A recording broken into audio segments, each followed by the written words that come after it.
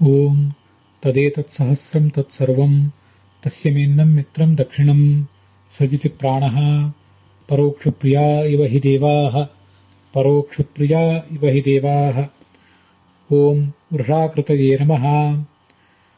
ಓಂ ಶಂಸ್ಯಂ ಕರಿಷ್ಯನ್ ಸದ್ಯಶ್ಚಿನ್ನುತೆ ಮಘವನ್ನಭಿಷ್ಟೌ ನರಃ ಶಂಸಂತ್ಯುಕ್ತಶಾಸವುಕ್ತಾ ಏತೆ ಹವಿಭಿರ್ವಿಪಣೀರದಾಶನ್. ಶ್ರೀ ಗುರುಭ್ಯೋ ನಮಃ. ವಿಷ್ಣು ಸಹಸ್ರನಾಮ ಸ್ತೋತ್ರದ ವೃಷಾಕೃತಿ ಅನ್ನುವ 116ನೇಯ ನಾಮದ ಮತ್ತೆ ಅದಕ್ಕೆ ಸಂಬಂಧಿಸಿದಂತಹ ಬೃಹತಿ ಮಂತ್ರದ ಅರ್ಥವನ್ನು ಕೂಡ ಈ ಹಿಂದಿನ ಭಾಗದಲ್ಲಿ ನಾವು ನೋಡಿದ್ದೇವೆ. ವೃಷಾಕೃತಿ ಎಂಬ ನಾಮದ ಮತ್ತು ಒಂದೆರಡು ಮಹತ್ವದ ಅರ್ಥಗಳನ್ನು ಈಗ ನಾವು ಶ್ರವಣ ಮಾಡಬೇಕಾಗಿದೆ.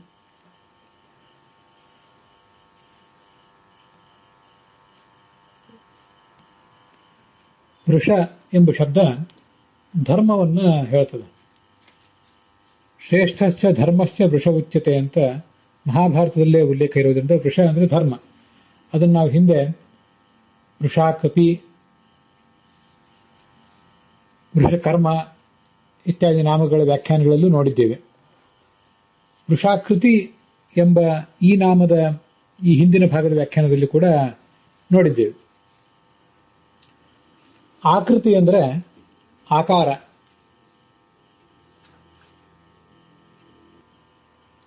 ಅದನ್ನ ನಿರೂಪಿಸುವುದು ಅಂತ ಅರ್ಥ, ಡಿಫೈನ್ ಮಾಡುವುದು ಅಂತ ಅರ್ಥ.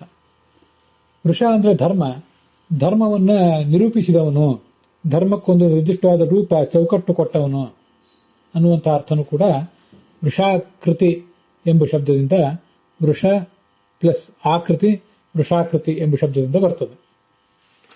ಯಾಕೆ ಹಾಗೆ ಅಂದರೆ, ನಾವು ಈ ಜಗತ್ತಿನಲ್ಲಿ ಯಾವುದೋ ಒಂದನ್ನ ಧರ್ಮ ಅಂತಲೂ ಮತ್ತೊಂದು ಅಧರ್ಮ ಅಂತಲೂ, ಒಂದನ್ನು ನೈತಿಕ ಅಂತಲೂ ಮತ್ತೊಂದನ್ನು ಅನೈತಿಕ ಅಂತಲೂ ಭಾವಿಸಿರ್ತೇವೆ.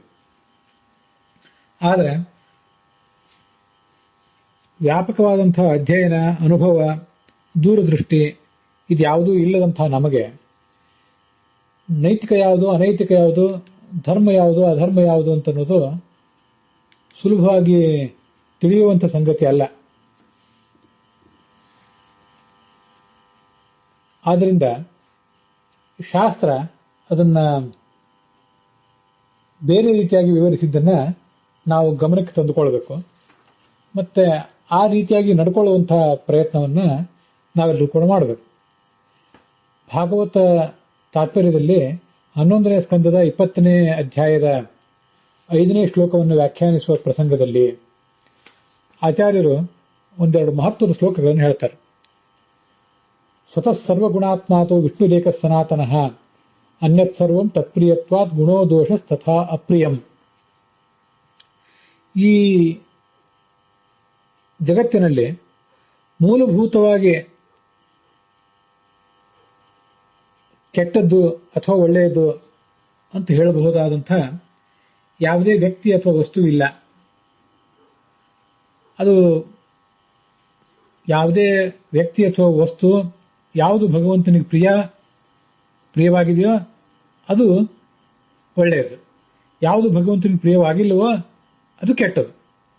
ಹೀಗೆ ಭಗವಂತನ ಪ್ರೀತಿಯನ್ನು ಗಮನಿಸಿ, ಭಗವಂತನಿಗೆ ಪ್ರೀತಿಕರ ಹೌದೋ ಅಲ್ಲೋ ಅನ್ನೋದನ್ನು ಗಮನಿಸಿ, ನಾವು ಅದನ್ನ ಗುಣ ಅಥವಾ ದೋಷ, ಗುಣವುಳ್ಳದ್ದು ಅಥವಾ ದೋಷವುಳ್ಳದ್ದು ಅಥವಾ ಪ್ರಿಯ ಮತ್ತು ಅಪ್ರಿಯ ಅಂತ ಪರಿಗಣಿಸಬೇಕು.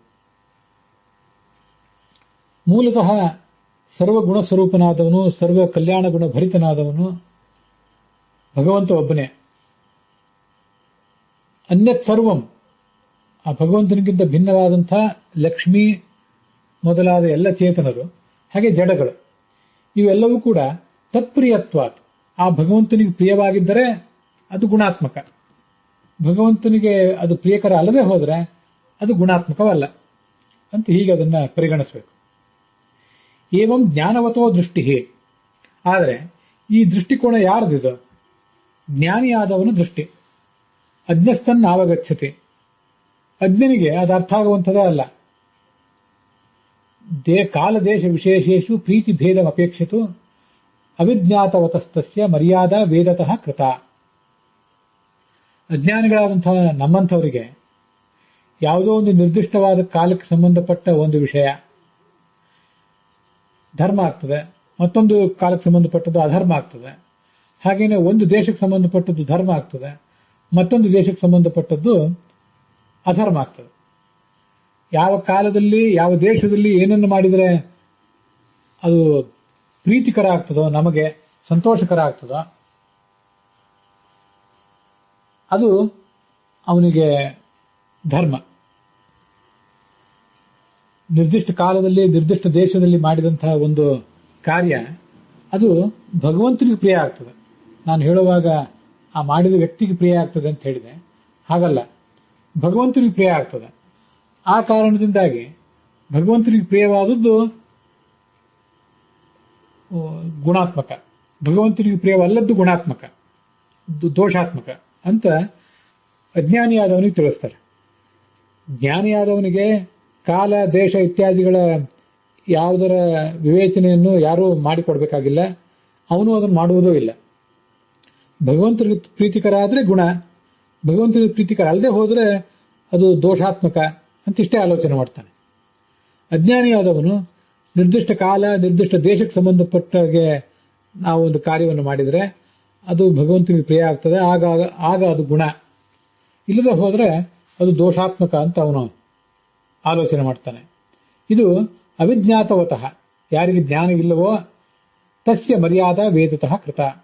ಅವನಿಗೊಂದು ಮರ್ಯಾದೆಯನ್ನು, ಜ್ಞಾನವಿಲ್ಲದವನಿಗೆ ಹೇಗೆ ಶಾಸ್ತ್ರದ ಅರ್ಥವನ್ನು ತಿಳ್ಕೊಳ್ಬೇಕು ಅಂತ ಮರ್ಯಾದೆಯನ್ನು ಕಲಿಸಿಕೊಟ್ಟಂತಹ ಒಂದು ವಿಧಾನ ಇದು.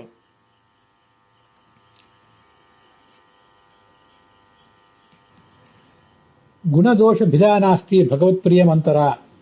ಗುಣದೋಷ ದೃಶೇ ದೋಷ ಹಿ ಅನ್ಯತ್ರ ಭಗವತ್ಪ್ರಿಯಾತ್. ಭಗವಂತನಿಗೆ ಪ್ರಿಯವಾಗಿದೆಯೋ ಇಲ್ವೋ ಅಂತನ್ನುವುದನ್ನು ನಾವು ಪರಿಗಣಿಸದೆ ಹೋದರೆ ಯಾವುದು ಗುಣಾತ್ಮಕ ಯಾವುದು ದೋಷಾತ್ಮಕ ಅಂತ ಆಲೋಚನೆ ಮಾಡುವುದಕ್ಕೆ ಯಾವುದೇ ಅರ್ಥವೂ ಇಲ್ಲ. ಹಾಗೆ ಆಲೋಚನೆ ಮಾಡುವುದೇ ತಪ್ಪಾಗ್ತದೆ.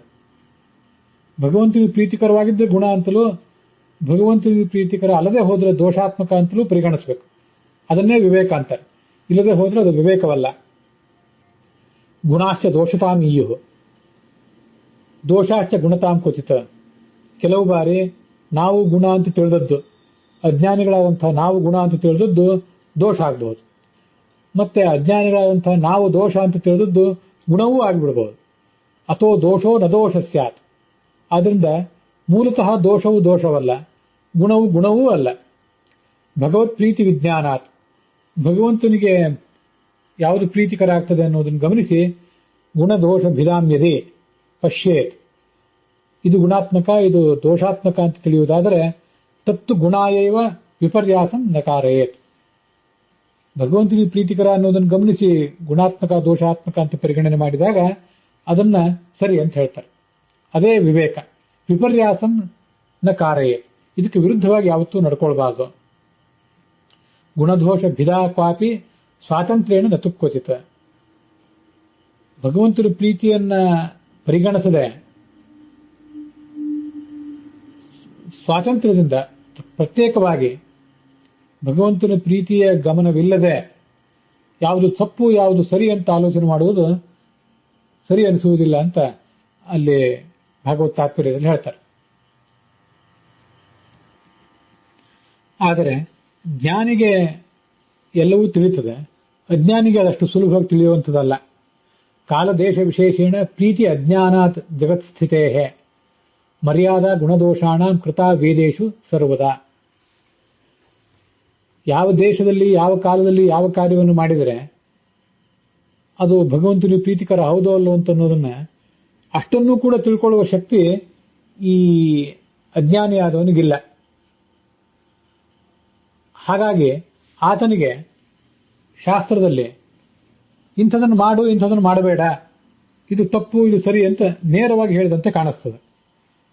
ಭಗವಂತನ ಪ್ರೀತಿಯನ್ನ ಅಲ್ಲಿ ಗಮನಿಸಿ ಭಗವಂತನ ಪ್ರೀತಿಯನ್ನ ನಿರ್ದಿಷ್ಟವಾಗಿ ಉಲ್ಲೇಖ ಮಾಡಿ ಭಗವಂತನಿಗೆ ಪ್ರೀತಿಕರವಾದ ಧರ್ಮ, ಇಲ್ಲದೇ ಇದ್ದದ್ದು ಅಧರ್ಮ ಅಂತ ಶಾಸ್ತ್ರದಲ್ಲಿ ಎಲ್ಲಾ ಕಡೆ ಕಂಡು ಬರೋದಿಲ್ಲ. ಯಾಕೆ ಕಂಡು ಬರೋದಿಲ್ಲ? ವಸ್ತುತಃ ಅದು ಶಾಸ್ತ್ರದ ಸಾರವೇ ಆದರೂ ಕೂಡ ಅದೆಲ್ಲ ಕಡೆ ಕಂಡು ಬರದೇ ಇರಲಿಕ್ಕೆ ಕಾರಣ ಏನು ಅಂದ್ರೆ, ಅದೊಂದು ಧರ್ಮದ ಸೂಕ್ಷ್ಮವಾದಂತಹ ಆ ಸಂಗತಿಯನ್ನ ಸಾಮಾನ್ಯರಾದವರಿಗೆ ತಿಳ್ಕೊಳ್ಳಿಕ್ಕೆ ಸಾಧ್ಯ ಇಲ್ಲ. ಉತ್ತಮರು ಅದನ್ನು ತಿಳ್ಕೊಳ್ಳಬಲ್ಲರು. ಸಾಮಾನ್ಯರಿಗೆ ಮದ್ಯಪಾನ ಮಾಡಬಾರದು, ವ್ಯಭಿಚಾರ ಮಾಡಬಾರದು, ಅಸತ್ಯ ಹೇಳಬಾರದು, ವ್ಯಭಿಚಾರ ಮಾಡಬಾರದು, ಇಂಥ ಕೆಲವು ಸಂಗತಿಗಳನ್ನು ಮಾತ್ರ ಆ ವೇದದಲ್ಲಿ ವಿಧಿಯ ಮೂಲಕವಾಗಿ ಮತ್ತು ನಿಷೇಧದ ಮೂಲಕವಾಗಿ ಹೇಳ್ತಾರೆ. ಮರ್ಯಾದಾ ಗುಣದೋಷಾಣ ಕೃತ ವೇದೇಶು ಸರ್ವದಾ.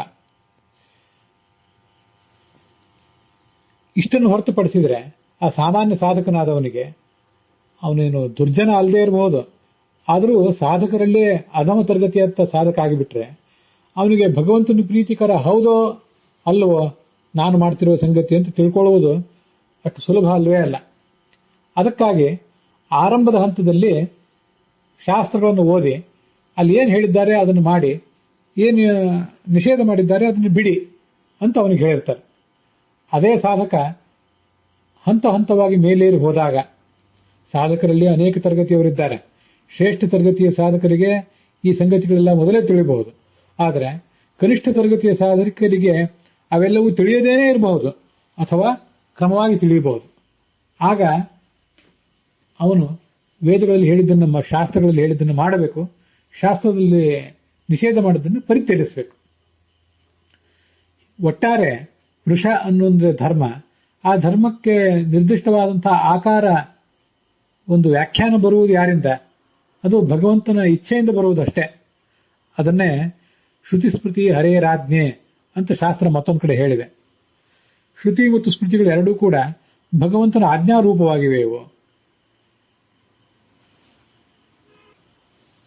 ವೇದೋ ನಾರಾಯಣ ಸಾಕ್ಷಾತ್, ಸ್ವಯಂ ಈ ಭಗವಂತ ವೇದ ಪ್ರತಿಪಾದ್ಯನಾಗಿದ್ದಾನೆ. ಅವನು ವೇದದ ಅಭಿಮಾನಿ ಅಲ್ಲದೆ ಇರಬಹುದು, ಆದರೆ ವೇದದ ಪ್ರತಿಪಾದ್ಯನಾಗಿದ್ದಾನೆ, ವೇದ ಪುರುಷನಾಗಿದ್ದಾನೆ. ವೇದೋಖಿಲೋ ಧರ್ಮ ಮೂಲಂ ಶ್ರುತಿಶೀಲೇಚ ತದ್ವಿದಾಂ ಆಚಾರಶ್ಚೈವ ಸಾಧೂನಾಂ ಆತ್ಮನಸ್ತುಷ್ಟಿರೇವಚ ಅಂತ ಇನ್ನೊಂದು ಶ್ಲೋಕ ಭಾಗವತದಲ್ಲಿ ಕೇಳಿ ಬರ್ತದೆ. ಸಕಲ ವೇದವೂ ಕೂಡ ಧರ್ಮದ ಸಾರವನ್ನು ತಿಳ್ಕೊಳ್ಳಿಕ್ಕೆ ನಮಗೊಂದು ಮೂಲ. ಮತ್ತೇನು ವೇದ ಅಲ್ಲದೆ ಮತ್ತು ಉಳಿದಿದ್ದು ಯಾವುದು ಅಂದ್ರೆ ಶ್ರುತಿ ಶೀಲೇಚ ತದ್ವಿದಾಂ. ಆ ವೇದದ ಅರ್ಥವನ್ನು ಬಲ್ಲಂಥ ಜ್ಞಾನಿಗಳ ನಡವಳಿಕೆ, ಅವರ ಜೀವನ ಮತ್ತೆ ಅವರ ವಾಣಿ, ಅವೆಲ್ಲವೂ ಕೂಡ ಇನ್ನೊಂದು ಧರ್ಮದ ಮೂಲ. ಸ್ಮೃತಿ ಶೀಲೇಚ ತದ್ವಿದಾಂ, ಅವ್ರು ಹೇಳಿದಂಥದ್ದೆಲ್ಲವೂ ಕೂಡ, ಸ್ಮೃತಿ ಅಂದ್ರೆ ಅವರ ಮಾತು, ಅವರ ನಡವಳಿಕೆ. ಆಚಾರಶ್ಚೈವ ಸಾಧೂನಾಂ, ಆಚಾರ ಅಂದ್ರೆ ಬಾಹ್ಯ ನಡವಳಿಕೆ, ಶೀಲ ಅಂದ್ರೆ ಅಂತರಂಗದ ಕ್ಯಾರೆಕ್ಟರ್. ಇವೆಲ್ಲವೂ ಕೂಡ ಧರ್ಮದ ಸಾರವನ್ನು ತಿಳ್ಕೊಳ್ಳಿಕ್ಕೆ ಮೂಲ. ಮತ್ತೊಂದಿದೆ ಅಲ್ಲಿ ಕೊನೆಗೆ, ಆತ್ಮನ ತುಷ್ಟಿರೇವಚ.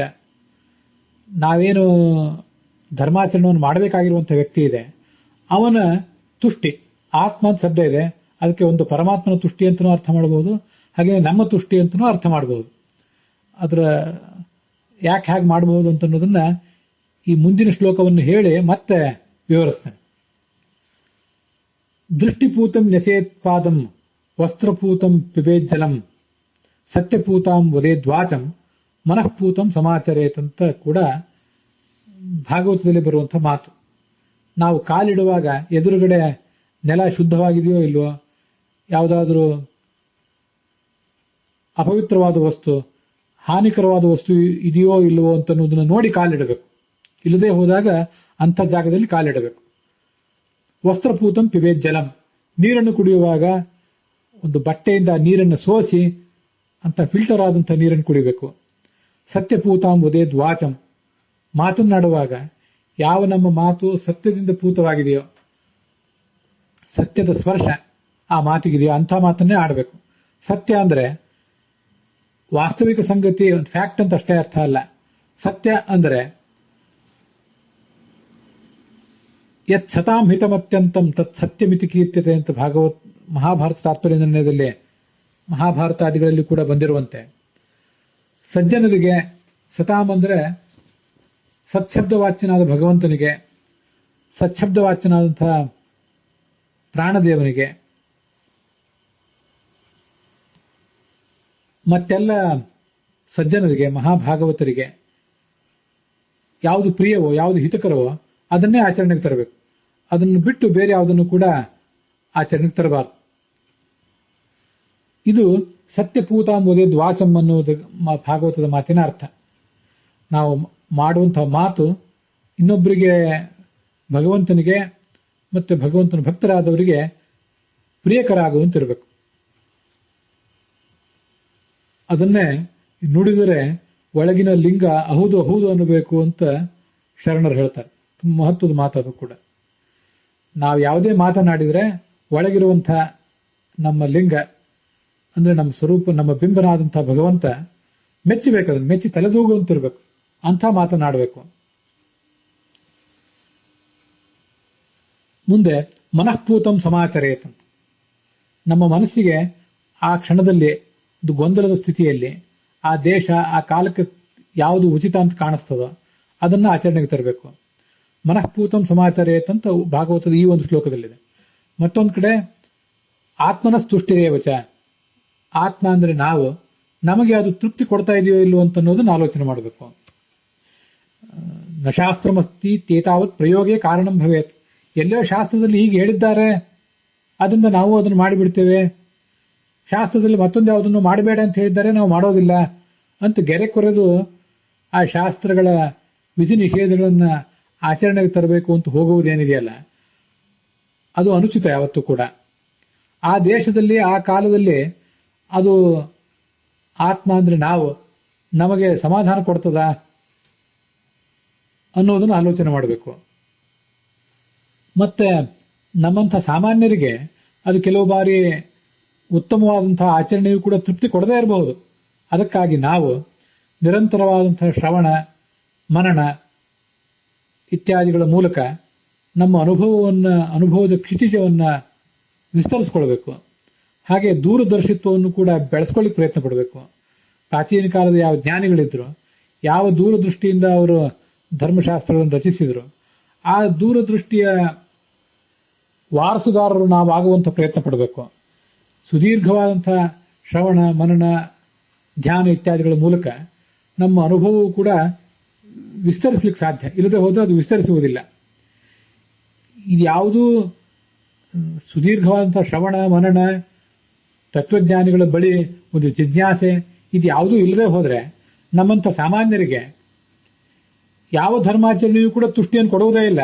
ಅದೊಂದು ಬಹಳ ಅಪಾಯಕಾರಿಯಾದ ಸಂಗತಿ. ಶಾಸ್ತ್ರದಲ್ಲಿ ಹೇಳಲ್ಪಟ್ಟಿರುವಂತಹ ಯಾವುದೋ ಒಂದು ಆಚರಣೆ ಇತ್ಯಾದಿಗಳ ಆ ಕಡೆ ಆಚರಣೆ, ಅದರ ಸೂಕ್ಷ್ಮ ಆ ಕಡೆ ಇರಲಿ. ನಮ್ಮ ಮನಸ್ಸು ಎಷ್ಟು ಕಲುಷಿತ ಆಗಿ ಹೋಗಿದೆ ಅಂದ್ರೆ, ವ್ಯಭಿಚಾರ ಮಾಡಬಾರದು, ಸುಳ್ಳು ಹೇಳಬಾರದು ಅನ್ನುವಂಥ ಸಂಗತಿಗಳು, ಭ್ರಷ್ಟಾಚಾರ ಮಾಡಬಾರದು ಅನ್ನುವ ಸಂಗತಿಗಳು ನಮ್ಗೆ ಇವತ್ತು ಮನವರಿಕೆ ಆಗದೇ ಇರುವ ಪರಿಸ್ಥಿತಿಯನ್ನು ನಾವು ತಲುಪಿಬಿಟ್ಟಿದ್ದೇವೆ. ಅದಕ್ಕೆಲ್ಲ ನಮ್ಮ ದೂರದರ್ಶಿತ್ವದ ಕೊರತೆಯ ಕಾರಣ, ನಮ್ಮ ಅನುಭವದ ಕೊರತೆಯ ಕಾರಣ, ಮತ್ತೆ ನಾವು ಶ್ರವಣದ ಮೂಲಕ ಶಾಸ್ತ್ರವನ್ನು ಅರ್ಥ ಮಾಡಿಕೊಳ್ಳಿಕ್ಕೆ ಪ್ರಯತ್ನ ಪಡೋದೇ ಇರುವುದೇ ಕಾರಣ. ಆದ್ರಿಂದಲೇ ತೀರಾ ಬೇಸಿಕ್ ಆದಂತಹ ಸಂಗತಿಗಳು ಕೂಡ ನಮಗಿವತ್ತು ಅದರಲ್ಲಿ ಅದೆಲ್ಲವೂ ಅರ್ಥಹೀನ ಅಂತ ಕಂಡು ನಾವು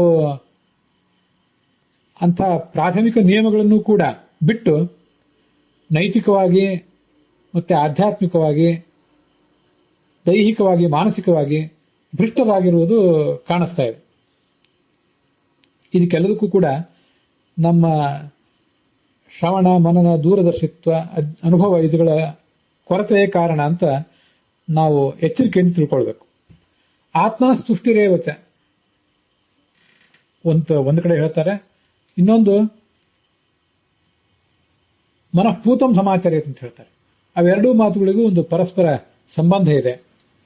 ಯಾವುದೇ ಸಂಗತಿಯನ್ನ ಆಚರಣೆಗೆ ತರುವಾಗ ಮತ್ತು ಅದನ್ನು ಬಿಡುವಾಗ ನಮ್ಮ ಮನಸ್ಸಿಗೆ ಅದನ್ನು ಒಗ್ಗಿಸಿಕೊಂಡು ದೀರ್ಘವಾದ ಪ್ರಯತ್ನದ ಮೂಲಕ, ಸೂಕ್ಷ್ಮವಾದ ಅನ್ವೇಷಣೆ ಮೂಲಕ ಶಾಸ್ತ್ರಕಾರರು ಯಾಕಾಗಿ ಇದನ್ನು ಹೇಳಿದ್ದಾರೆ, ಅದನ್ನು ಆಚರಣೆಗೆ ತರದೇ ಹೋದ್ರೆ ಏನು ಹಾನಿ, ತಂದ್ರೆ ಏನು ಲಾಭ ಅಂತನ್ನುವುದನ್ನೆಲ್ಲ ನಮ್ಮ ಮನಸ್ಸಿಗೆ ನಾವು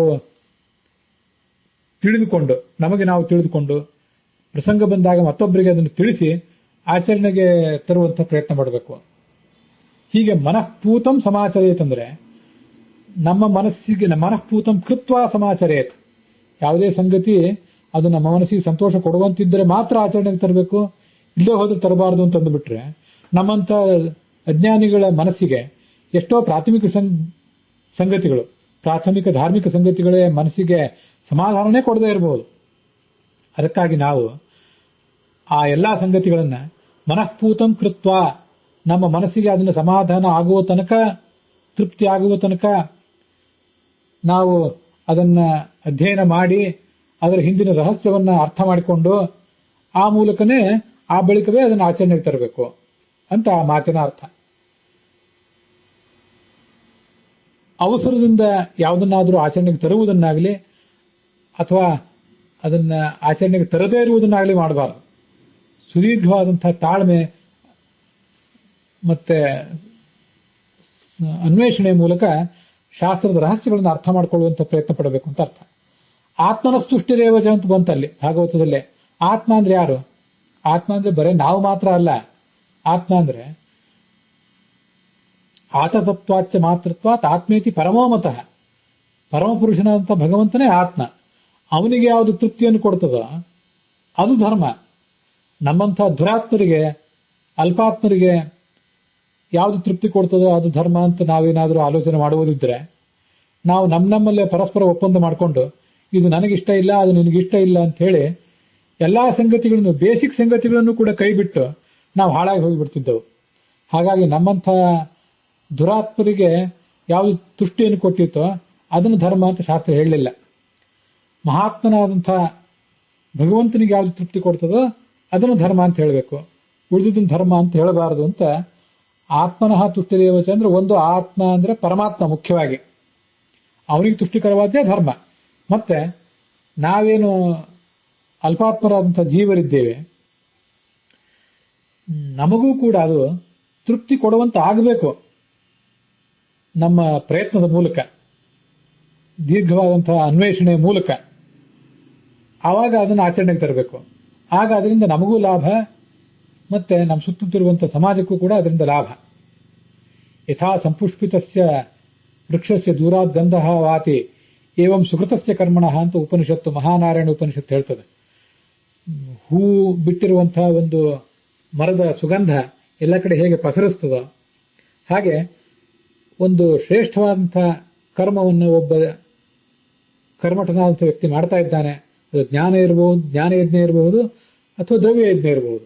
ಅದನ್ನು ಅವನು ಮಾಡ್ತಾ ಇದ್ದಾನೆ ಅಂತ ಆದ್ರೆ ಆ ಕರ್ಮದ ಸುಗಂಧ ಉಳಿದಕ್ಕೆ ಎಲ್ಲಾ ಕಡೆ ಹರಡುತ್ತದೆ. ಯಾವಾಗ ಅದು ಹರಡುತ್ತದೆ ಅಂದ್ರೆ ಅದು ಮಹಾತ್ಮನಾದ ಭಗವಂತನಿಗೆ ತೃಪ್ತಿಕರ ಆದ್ರೆ ಮತ್ತು ಅವನ ಪ್ರತಿಬಿಂಬರಾದಂತಹ ನಮಗೂ ಕೂಡ ಅದು ತೃಪ್ತಿಕರವಾದಾಗ. ಇಲ್ಲದೆ ಹೋದ್ರೆ, ಅದು ಭಗವಂತನಿಗೆ ತೃಪ್ತಿಕರ ಅಲ್ಲದೆ ಹೋದ್ರೆ ಆ ಕರ್ಮದ ಸುಗಂಧ ಆ ಕಡೆ ಹರಡುವುದು ಆ ಕಡೆ ಇರಲಿ, ಕರ್ಮದ ದುರ್ಗಂಧವೇ ಎಲ್ಲ ಕಡೆ ಪಸರಿಸಿ ಆ ಕರ್ಮವನ್ನು ಮಾಡುವವರಿಗೂ ಆ ಪರಿಸರದಲ್ಲಿರುವಂಥವ್ರು ಎಲ್ಲಿಗೂ ಕೂಡ ಅದೊಂದು ರೇಸಿಕೆಯನ್ನು ಹುಟ್ಟಿಸಿ ಆ ಕರ್ಮವನ್ನು ಮಾಡುವುದರಲ್ಲಿನ ನಿಷ್ಠೆಯೇ ಸಡಿಲಾಗಿಬಿಡುವಂಥ ಸಾಧ್ಯತೆ ಇದೆ. ಇದು ಆತ್ಮನಃ ತುಷ್ಟಿರೇವಚ ಮತ್ತೆ ಮನಃಪೂತಂ ಸಮಾಚರೇತ್ ಅನ್ನುವುದಕ್ಕೆ ಅರ್ಥ. ಮನಸ್ಸು ಅಂದ್ರೆ ಭಗವಂತನ ಮನಸ್ಸೇ, ಅವನ ಮನಸ್ಸಿಗೆ ಯಾವುದು ಸರಿ ಕಾಣ್ತದೋ ಅದನ್ನೇ ಮಾಡಬೇಕು. ಅದಕ್ಕಾಗಿ ವೃಷಾಕೃತಿ ಅಂದ್ರೆ ಭಗವಂತನ ಪ್ರೀತಿಯನ್ನು ಗಮನಿಸಿದಾಗ ಯಾವುದು ಧರ್ಮ ಯಾವುದು ಅಧರ್ಮ ಅಂತ ತೀರ್ಮಾನ ಆಗ್ತದೆ. ಧರ್ಮೋ ಭವತ್ಯ ಅಧರ್ಮೋ ಕೃತೋ ಭಕ್ತೈ ಸ್ತವಾಚ್ಯುತ, ಕೃಷ್ಣಾಮೃತ ಮಹಾರ್ಣವದಲ್ಲಿ ಬಂದಿರುವಂತಹ ಮತ್ತೊಂದು ಶ್ಲೋಕ ಅದು. ಭಗವಂತನೇ ನಿನ್ನ ಭಕ್ತರಾದವರು ಮಾಡಿದಂತಹ ಒಂದು ಕೃತಿಯೂ ಕೂಡ ಅದು ಅಧರ್ಮ ಆದರೂ ಧರ್ಮವೇ ಆಗ್ತದೆ. ಅಧರ್ಮೋಪಿ ಕೃತಃ ಅಭಕ್ತೈ, ಅಭಕ್ತರಾದವರು ಒಂದು ವೇಳೆ ಧರ್ಮವನ್ನು ಮಾಡಿದರೂ ಕೂಡ ಅವರಿಗೆ ಮೂಲಭೂತವಾಗಿ ಭಗವದ್ಭಕ್ತಿಯ ಆಧಾರ ಇಲ್ಲದೆ ಇರುವುದರಿಂದ ಅದು ಅಧರ್ಮ ಆಗಿಬಿಡ್ತದೆ. ಹೀಗೆ ಭಗವಂತನ ಪ್ರೀತಿಯನ್ನು ಗಮನಿಸಿದರೆ ಭಗವದ್ಭಕ್ತರ ಪ್ರತಿಯೊಂದು ನಡೆಯೂ ಧರ್ಮವೇ, ಭಗವದ್ಭಕ್ತರ ಅಲ್ಲದೇ ಇದ್ದವರ ಪ್ರತಿಯೊಂದು ನಡೆಯೂ ಕೂಡ ಅಧರ್ಮವೇ. ಹೀಗೆ ಧರ್ಮಕ್ಕೊಂದು ವ್ಯಾಖ್ಯಾನವನ್ನು ಮಾಡಿದವನೇ ಭಗವಂತ, ಆಕಾರ ಕೊಟ್ಟವನು. ಅದನ್ನು ಅವನು ಮಹಾಭಾರತದಲ್ಲಿ ಮಾಡಿದ್ದಾನೆ, ಭಾಗವತದಲ್ಲಿ ಮಾಡಿದ್ದಾನೆ, ವೇದಗಳಲ್ಲಿ ಆ ವ್ಯಾಖ್ಯಾನ ಮಾಡಿದ್ದಾನೆ. ಹೀಗೊಂದು ವ್ಯಾಖ್ಯಾನವನ್ನು ಕೊಟ್ಟವನು, ಆಕೃತಿಯನ್ನು ಕೊಟ್ಟವನು, ಧರ್ಮಾಭಿಮಾನಿ ಅಂತ ದೇವತೆಗೆ ಆಕೃತಿಯನ್ನು ಕೊಟ್ಟಿದ್ದಾನೆ. ಅದಷ್ಟೇ ಅಲ್ಲದೇನೆ ಧರ್ಮಕ್ಕೂ ಕೂಡ ಒಂದು ನಿರ್ದಿಷ್ಟವಾದ ಚೌಕಟ್ಟನ್ನು ಒದಗಿಸಿದ್ದಾನೆ. ಅದರಿಂದ ಅವನನ್ನ ವೃಷಾಕೃತಿ ಅಂತ ಹೇಳಬೇಕು. ಆದರೆ ಸಾಮಾನ್ಯ ಮನುಷ್ಯರಾದವರಿಗೆ ಅವೆಲ್ಲವೂ ಕೂಡ ತಿಳಿಯೋದು ಸಾಧ್ಯ ಇಲ್ಲ.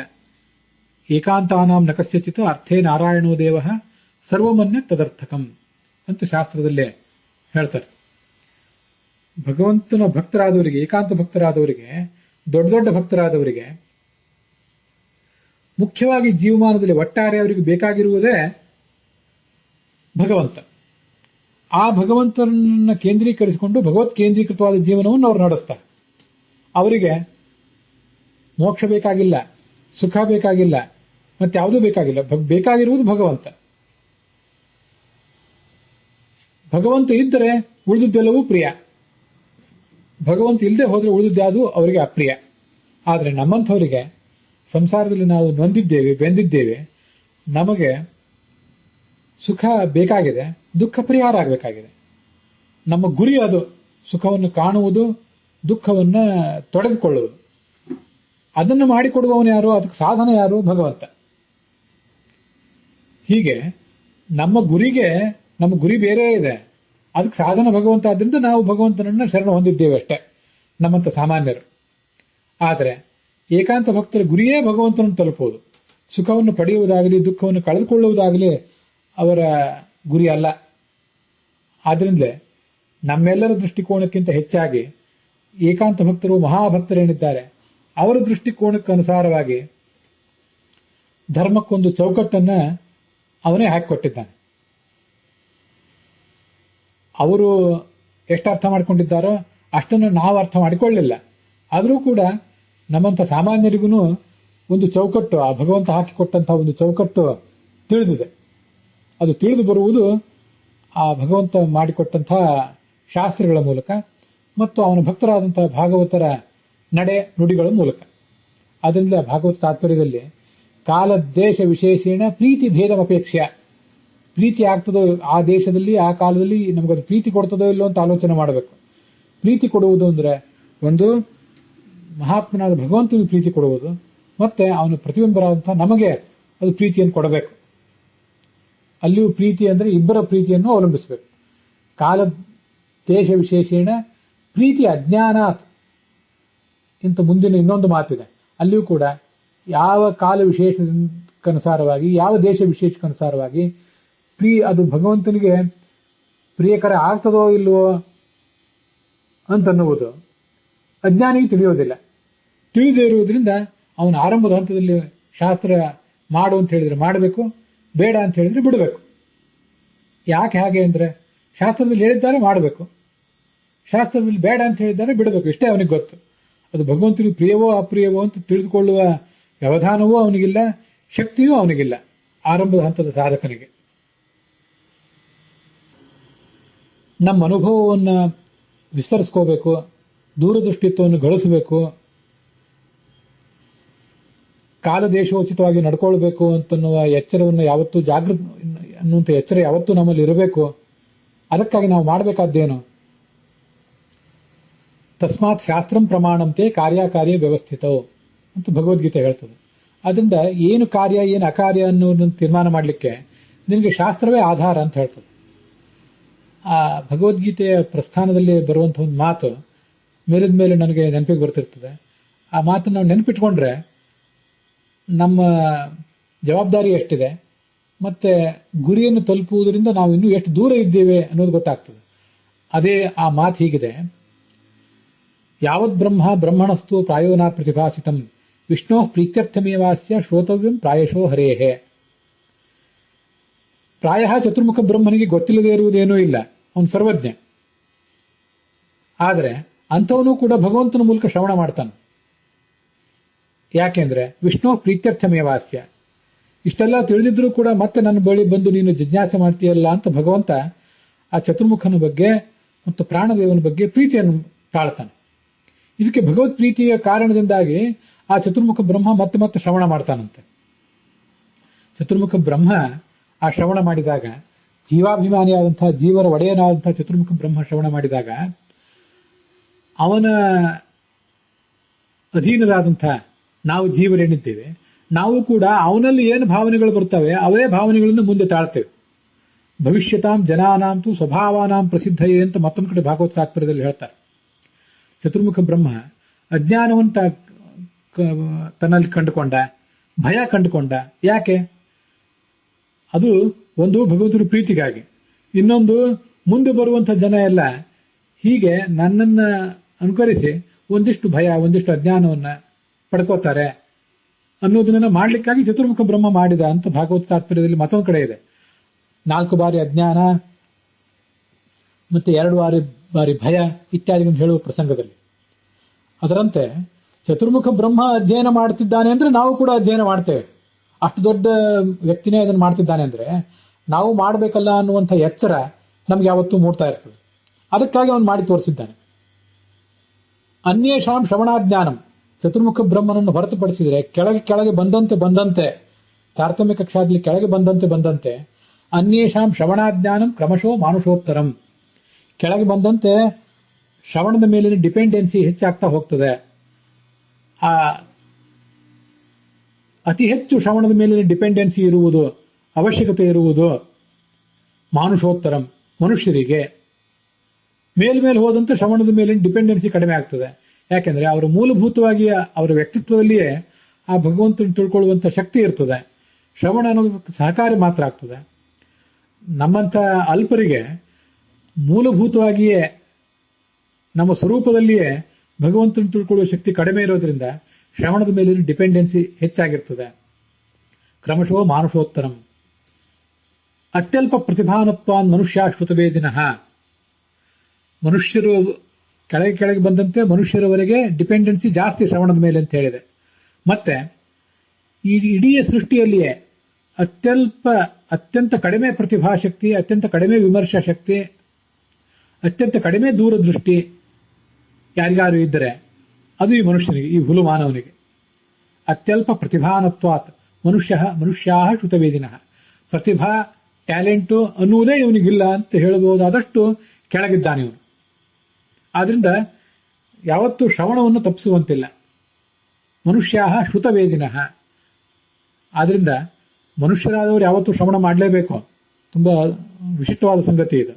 ತಸ್ಮಾತ್ ಶಾಸ್ತ್ರಂ ಪ್ರಮಾಣಂ ತೇ, ಅರ್ಜುನನೇ ನೀನು ಮೂಲ ರೂಪದಲ್ಲಿ ಅರ್ಜುನ ಇರಬಹುದು, ಇಂದ್ರ ಇರಬಹುದು. ತೇ, ಈಗ ಅರ್ಜುನನಾಗಿ ಮನುಷ್ಯ ರೂಪದಲ್ಲಿ ಹುಟ್ಟಿ ಬಂದಿದ್ದೆ. ಮನುಷ್ಯ ಕುಲದಲ್ಲಿ ಹುಟ್ಟಿ ಬಂದಿದ್ದಾನೆ ಅಂದ್ರೆ ಆ ಮನುಷ್ಯನ ದುರ್ಗುಣಗಳೆಲ್ಲ ಅಲ್ಲಿ ಅಂಟಿಕೊಂಡು ಬಿಡ್ತವೆ. ಮಾನುಷಾನ್ನೋಪಭೋಗೇನ ಸಂಸರ್ಗಾನ್ ಮಾನುಷೇಷು ಚ. ಮನುಷ್ಯರು ಬಡಿಸಿದ ಅನ್ನವನ್ನು ತಿಂತಾರೆ ಈ ಮನುಷ್ಯರು. ಹಾಗೆ ದ್ರೌಪದಿಗಾಗಿತ್ತು, ಧೃಷ್ಟದ್ಯುಮ್ನಿಗಾಗಿತ್ತು ಅಂತ ಹೇಳ್ತಾರೆ. ದ್ರೌಪದಿಯ ರಹಸ್ಯ ಬೇರೆ ಇದೆ, ಅದನ್ನ ಇಲ್ಲಿ ಹೇಳಲಿಕ್ಕೆ ಹೋಗೋದಿಲ್ಲ. ದೊಡ್ಡ ದೊಡ್ಡ ದೇವತೆಗಳಿಗೂ ಕೂಡ ಮನುಷ್ಯರು ಅಡಿಗೆ ಮಾಡಿದ, ಮನುಷ್ಯರು ಬಡಿಸಿದ ಅನ್ನವನ್ನು ತಿಂದಾಗ, ಮನುಷ್ಯರ ಸಂಪರ್ಕ ಮಾಡಿದಾಗ ಆ ಒಳಗಿರುವಂತಹ ಸ್ವರೂಪ ಮುಚ್ಚಿ ಹೋಗ್ತದೆ ಅಂತ ಶಾಸ್ತ್ರ ಎಚ್ಚರಿಸಿದೆ. ಆದ್ರಿಂದ ಅರ್ಜುನನೇ, ನೀನು ಮೂಲತಃ ಇಂದ್ರ ಇರಬಹುದು, ಈಗ ಹುಟ್ಟಿದ್ದೇ ಅರ್ಜುನನಾಗಿ, ಮನುಷ್ಯನಾಗಿ. ಆಗ ಹುಟ್ಟಿರುವಾಗ ನಿನಗೆ ಶ್ರವಣದ ಮೇಲಿನ ಡಿಪೆಂಡೆನ್ಸಿ ಹೆಚ್ಚು. ನೀನು ಅದನ್ನ ಭಗವದ್ಗೀತೆಯ ಮೂಲಕ ಶ್ರವಣ ಮಾಡಬೇಕು, ಅನುಗೀತೆಯ ಮೂಲಕನೂ ಶ್ರವಣ ಮಾಡಬೇಕು. ಇದು ದೇವರಾಜನಾದಂತಹ ಇಂದ್ರನ ಅವತಾರಿಯಾದ ಅರ್ಜುನನ ಕಥೆ. ಒಳಗೆ ಅಂತ ಅದ್ಭುತವಾದ ಸ್ವರೂಪ ಇದ್ರೂ ಕೂಡ ಅದು ಬೂದಿ ಮುಚ್ಚಿದ ಕೆಂಡದಂತಿರುವುದರಿಂದ ಅವನಿಗೂ ಶ್ರವಣ ಬೇಕು ಅಂತಾದ್ರೆ, ಒಳಗೆ ಕೆಂಡವೇ ಇಲ್ಲ, ನಮಗೆ ಇರುವುದೆಲ್ಲ ತೊಳೆದ ಕೆಂಡವೇ, ಅಜ್ಞಾನವೇ, ಕತ್ತಲಿನ ಕರಿಯ ಅಜ್ಞಾನವೇ ನಮಗಿರೋದು. ಹಾಗಿರುವಾಗ ಮನುಷ್ಯ ಕುಲದಲ್ಲಿ ಹುಟ್ಟಿದವರು ಮಾತ್ರ ಅಲ್ಲ ನಾವು, ಸ್ವರೂಪತಃ ಮನುಷ್ಯರೇ, ಹುಲುಮಾನವರೇ ನಾವು ಶ್ರವಣವನ್ನು ಯಾವತ್ತೂ ಕೂಡ ಮರೆಯಬಾರದು. ನಾನ್ಯಾಕೆ ಶ್ರವಣವನ್ನು ಮಾಡಬೇಕು, ನಾನ್ಯಾಕೆ ಮನನ ಮಾಡಬೇಕು, ನಾನ್ಯಾಕೆ ಧ್ಯಾನ ಮಾಡಿ ಇದನ್ನು ಸಾಕ್ಷಾತ್ಕರಿಸಿಕೊಳ್ಳುವ ಪ್ರಯತ್ನ ಮಾಡಬೇಕು, ನನಗದರ ಅಗತ್ಯ ಏನಿದೆ ಅಂತ ಯಾವತ್ತೂ ಕೂಡ ಅಹಂಕಾರವನ್ನು ಅವನು ತೋರಿಸಬಾರದು. ನಾನು ಈ ಸೃಷ್ಟಿಯಲ್ಲೇ ಅತ್ಯಂತ ಕಡಿಮೆ ಶಕ್ತಿ ಇರುವಂತಹ, ಕಡಿಮೆ ಪ್ರತಿಭಾಶಕ್ತಿ, ಕಡಿಮೆ ಆಯುಷ್ಯ, ಕಡಿಮೆಯ ಜ್ಞಾನಶಕ್ತಿ, ಕಡಿಮೆ ದೂರದೃಷ್ಟಿ, ಕಡಿಮೆ ಅನುಭವ, ಎಲ್ಲವೂ ಕಡಿಮೆನೇ ನಮ್ಮದು. ನಮ್ಮ ಯೋಗ್ಯತೆ ಎಲ್ಲ ಕಡಿಮೆನೇ. ಅಂಥ ಮನುಷ್ಯ ನಾನು ಅನ್ನುವಂಥ ಎಚ್ಚರ ಅವನಿಗಿರಬೇಕು. ಹೀಗೆ ಎಚ್ಚರ ಇದ್ರೆ ಧರ್ಮ ಅನ್ನುವುದು ಎಷ್ಟು ಸೂಕ್ಷ್ಮ. ಭಗವಂತನೇ ಆ ಧರ್ಮಕ್ಕೆ, ವೃಷಕ್ಕೆ ಒಂದು ಚೌಕಟ್ಟನ್ನು ನೀನು ಕೊಡಬೇಕು. ಕೊಟ್ರೆ ಅದನ್ನೇನಾದ್ರು ನಾನು ಸ್ವಲ್ಪ ಅರ್ಥ ಮಾಡಿಕೊಂಡೇನು, ಆಚರಣೆಗೆ ತಂದೇನು. ಆ ಆಕೃತಿಯನ್ನು, ವೃಷಕ್ಕೆ ಆಕೃತಿಯನ್ನು ಕೊಡಬೇಕಾದವನು ನೀನು ಅಂತ ಆ ಭಗವಂತನಿಗೆ ಶರಣು ಹೋಗೋದನ್ನ ಕಲಿಸ್ಲಿಕ್ಕೆ ಮಹಾಭಾರತದ ವಿಷ್ಣು ಸಹಸ್ರನಾಮದಲ್ಲಿ ವ್ಯಾಸರು ಪೋಣಿಸಿರುವಂತಹ ಒಂದು ಶಬ್ದ ಇದು. ಇದರ ಇನ್ನೂ ಕೆಲವು ವಿವರಗಳನ್ನ, ವೃಷ ಅಂದ್ರೆ ಧರ್ಮ ಅಂದ್ರೆ ಏನು, ವೃಷ ಅಂದ್ರೆ ಧರ್ಮ ರೂಪದ ಎತ್ತು ಅಂತನೂ ಅರ್ಥ ಮಾಡಬಹುದು, ಒಂದು ಗೂಳಿ. ಅದರ ಆಯಾಮಗಳನ್ನ ನಾಳೆ ದಿವಸ ನೋಡೋಣ. ಇಲ್ಲಿಗೆ ಈ ಭಾಗ ಸಮಾಪ್ತವಾಗಿದೆ.